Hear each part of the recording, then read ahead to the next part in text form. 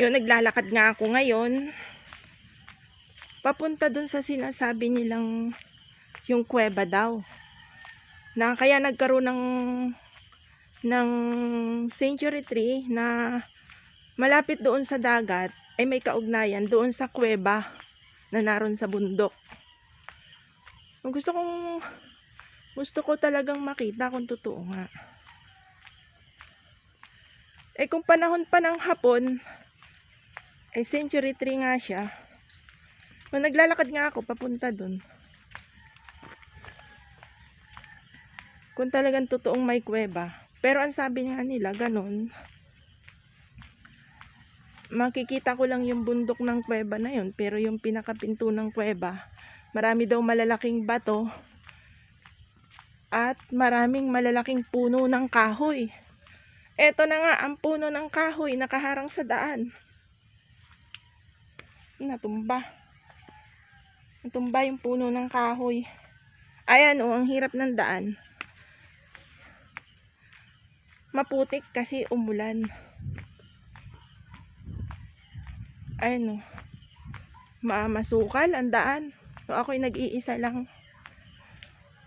Ayaw ako samahan nila. So di mag-isa. Pero pagka meron na akong partner, siguro may kasama na akong maglalakad palagi. Di ba? Nakakapagod.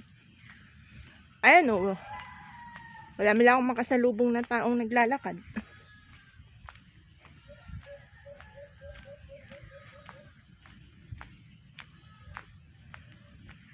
Mag-isa akong pupunta dun sa bundok. Sa sinasabi nilang, may daan naman daw papunta dun. Tapos yun daw ay malapit naman daw sa simbahan. So hindi naman siya masyadong liblib ang lugar. Ayan nga ang putik ng daan papunta doon. Yan madulas.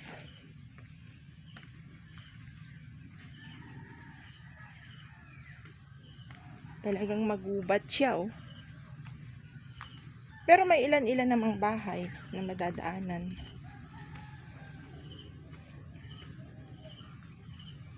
Yan nga. Paglabas ko raw dito ay mayroong simbahan.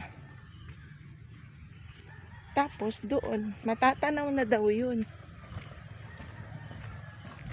Matatanaw na yung ayan si kuya nakamotor, nakasalubong ko. Yung motor niya dumaan sa putikan.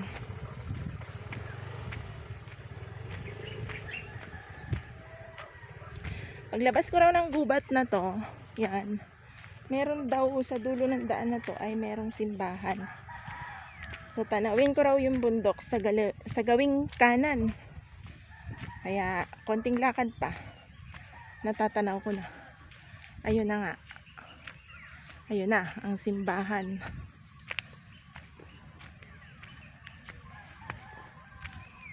Tapos meron daw akong makikitang bundok sa gawing kanan na maraming punong kahoy. Yan si tatay, nagpapasikat ng araw. Gandang umaga, tay. Kikiraan ako din Ayun nga, sa baba daw ng bundok na yun ay bahayan. Kami daw bahay. Eto na nga, ito na yung sinasabing simbahan. Ayan. Tapos, ayun yung bahayan na sinasabi nila sa akin. Ayan. Sa taas, ayun yung bundok na sinasabi nilang may kuweba. So, hindi matanaw. Kasi nga, matarik yung mabato yung bundok, matarik siya. Mahirap siyang puntahan. Sinasabi lang nila na meron nga daw, pero paano kung mapupuntahan, matarik siya. Ayun Yun Tapos sa baba nito pala ay tinatawag nilang village. village daw. Ayan oh. Ayun, sumikat na ang araw. Yun na yung bundok. Yung mataas na bundok, pinakamataas. Ayan oh. Yung natatanaw din yan sa dagat. Ayan oh. Tapos,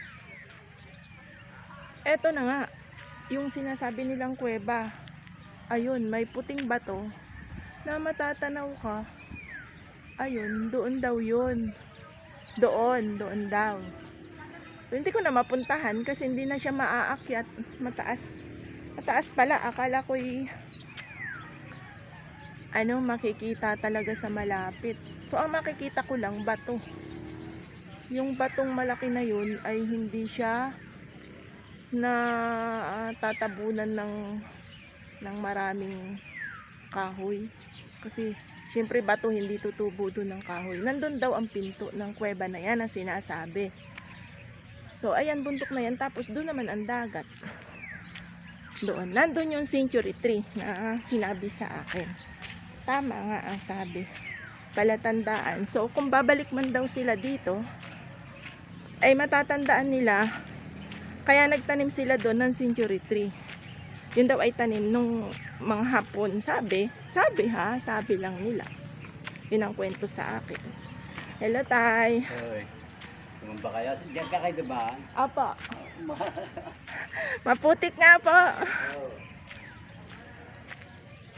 Ayun, ito, daan na papuntang dagat doon sa sinasabing century tree.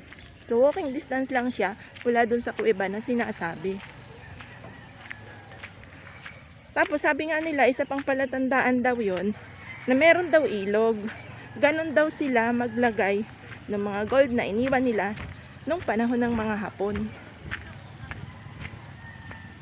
Nasa tabing dagat daw, tapos may ilog, tapos may bundok.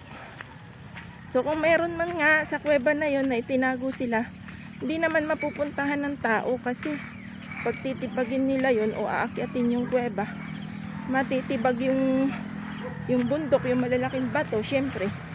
Ayun ay nasa baba ang baba nun ay village, subahayan. Kaya hindi nila pwedeng galawin yun.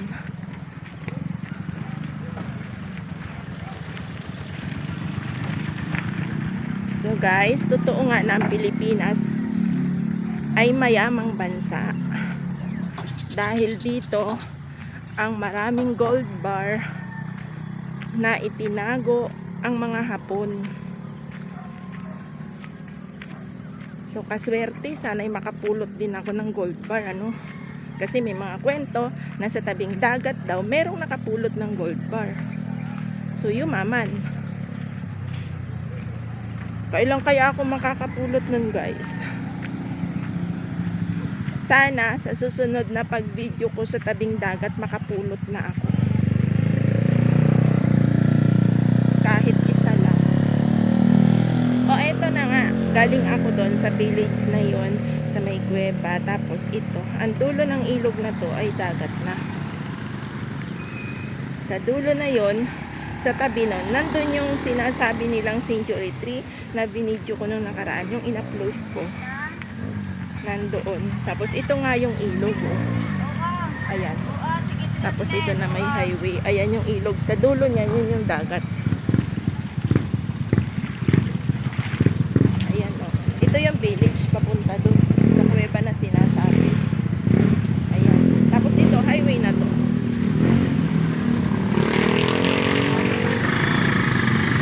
Tapos, dadaan pa rin ako sa sa medyo mataas na part ng bundok na yon, sa dulo ng kuweba na yon.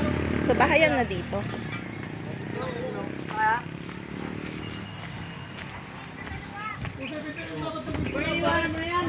Ayan, ayan pa rin oh.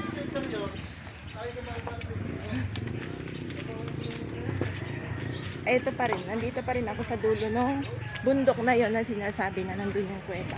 So dito may daan, dito ako dadaan.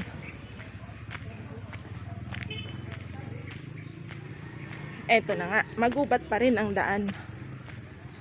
Ayan o, marami pa rin mga kahoy. So kahit na ganito yung daan, magubat, makahoy, maraming dahon, malinis naman ang daan kasi may tagapaglinis. Hello, ate. Ayan, ito nga ang daan. Hiningal na ako.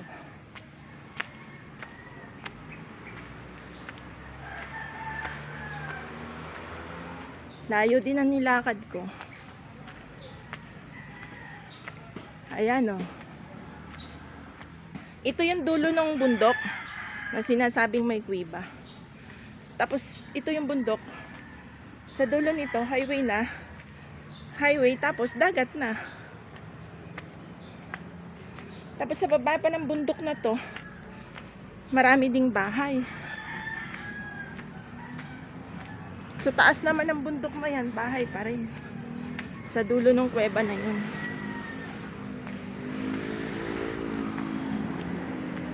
Talagang hindi nga nila pwedeng pasukin yung kuweba o gibain. Kasi ano daw yun, sa taas ng kuweba na yun, meron pang bahay.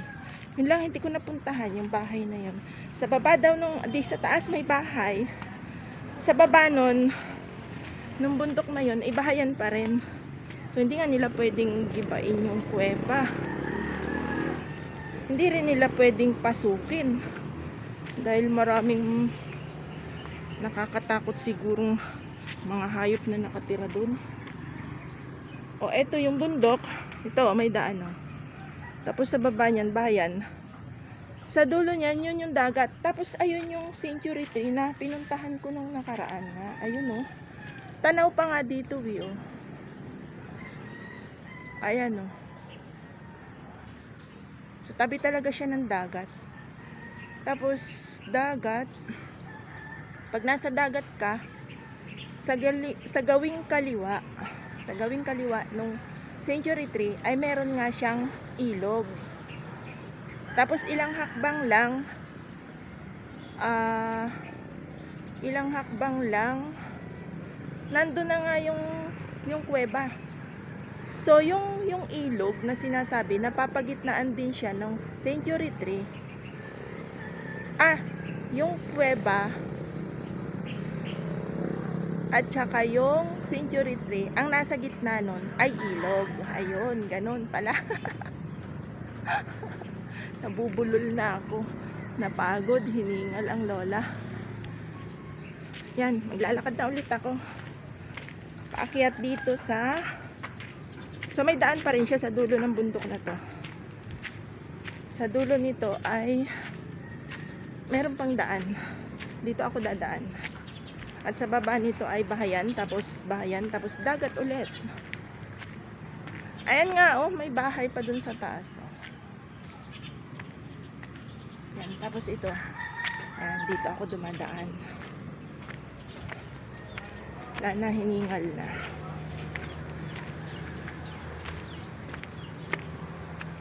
Nabubulol ka pala magsalita pagka hinihingal. So ngayon lang kasi ako nakapag-video ng ganito. Dati ina-upload ko mga games lang pang premiere. Nakakahingal pala. So ito na yung dulo ng bundok na yun. Bahayan na siya, oh. Ayan, may daan din dun, oh.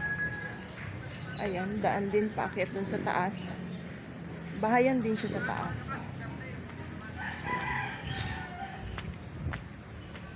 Lakad ulit. Kakapagod na lakad.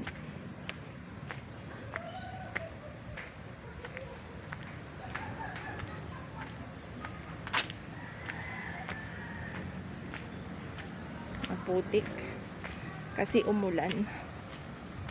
So maganda maglakad kasi makulimlim, hindi mainit, makakahingal lang.